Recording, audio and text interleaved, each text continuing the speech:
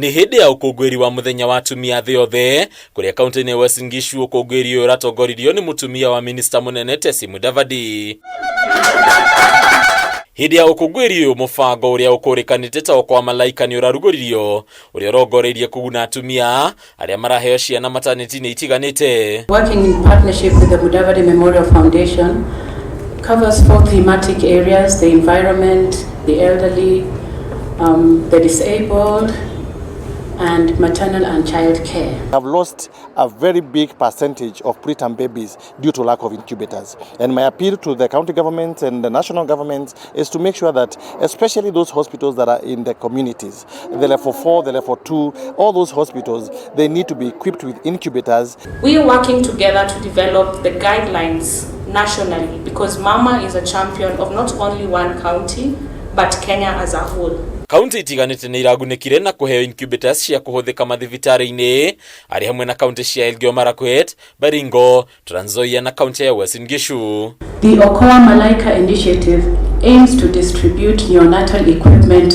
to hospitals in all 47 counties in Kenya. By doing so, we will ensure the well-being of mother and child. So far we have done Western Kenya, where we have done 2 incubators per county and 4 in Vihiga County.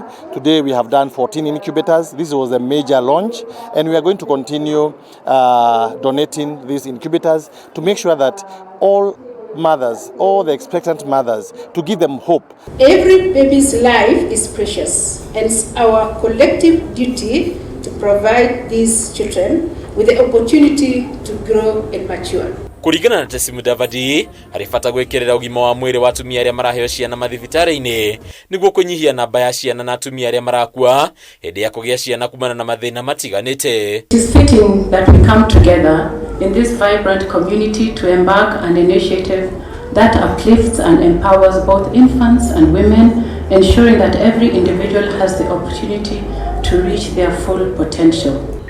When it comes to persons with disabilities, most of the people who care for those are mothers. If it's about the elderly, they are in the hands of mothers. If it is a newborn, a preterm baby, in the hands of... Hadini akameme TV reto rako ni Bataro wa Mwagi.